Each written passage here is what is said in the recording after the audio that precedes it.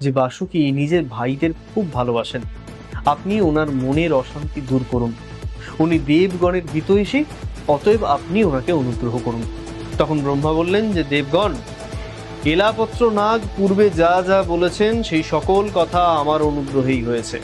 নাগরাজ, তুমি এলাপত্রের কথা মতো কার্য সম্পাদন করো। পাপিষ্ঠ নাগেরা সর্পসত্রে বিনষ্ট হবেন এবং ধার্মিক সাপেরা রক্ষা পাবে।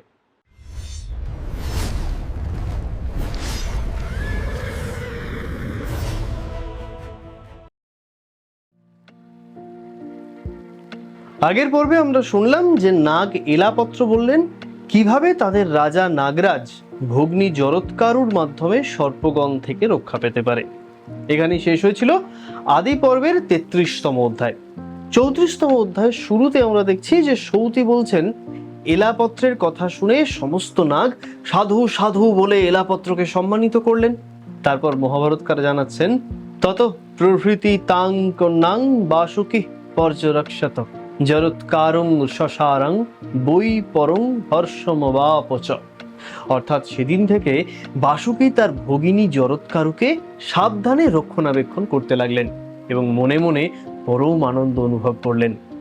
তারপর তো অনেক সময় অতিবাহিত হলো। দেবগণ অসুরগণ মিলিত হয়ে সমুদ্র মন্থন করলেন। সেই সমুদ্র মন্থনে আবার বাসুকি নাগ রজ্জু হিসেবে ব্যবহৃত হয়েছিলেন। সেই সমুদ্র মন্থন শেষে ব্রহ্মার নিকট গেলেন বাসুকি এবং বাসুকির সঙ্গে সঙ্গে দেবতারাও গেলেন সমব্যথী হয়ে। গিয়ে বললেন, ভগবান, শাপ ভীতয়ং বাসুকি স্তপ্যতে ভৃশম। অর্থাৎ ভগবান, বাসুকি নাগ মাতৃ শাপে ভীত হয়ে অত্যন্ত দুঃখ অনুভব করছেন। তারপর আরো বললেন যে বাসুকি নিজের ভাইদের খুব ভালোবাসেন। আপনি ওনার মনের অশান্তি দূর করুন। উনি দেবগণের হিতৈষী, অতএব আপনি ওনাকে অনুগ্রহ করুন। তখন ব্রহ্মা বললেন যে দেবগণ, এলাপত্র নাগ পূর্বে যা যা বলেছেন সেই সকল কথা আমার অনুগ্রহেই হয়েছে। নাগরাজ, তুমি এলাপত্রের কথা মতো কার্য সম্পাদন করো।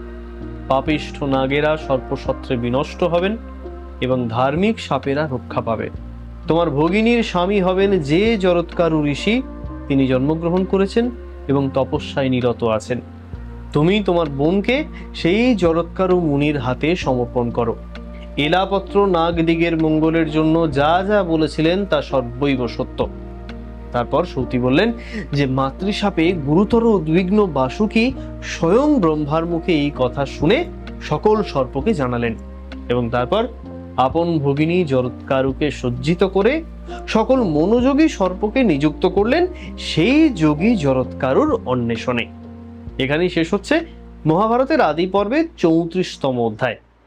35তম অধ্যায়ে আমরা দেখছি শৌনক বলছেন, জরৎকারু রীতি খ্যাত যস্তয়া সুতনন্দন ইচ্ছামি তদহং শ্রোতুমি ঋষেস্তস্য মহাত্মন।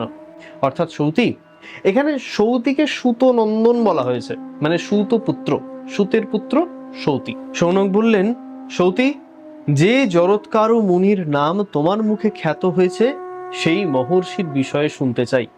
তারপর বললেন যে জরৎকারু নামের অর্থ কি এবং কিভাবে এই নামটা জগতে প্রসিদ্ধ হলো তা আমি শুনতে চাই, তুমি আমাদের বলো।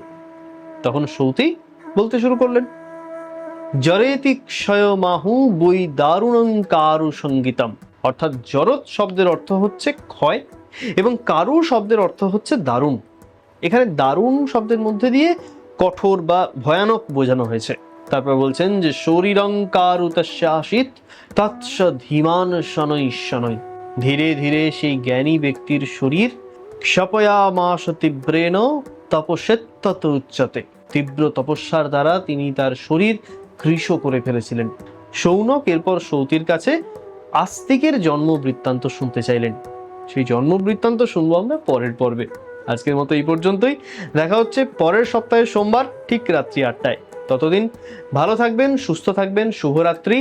হরে কৃষ্ণ।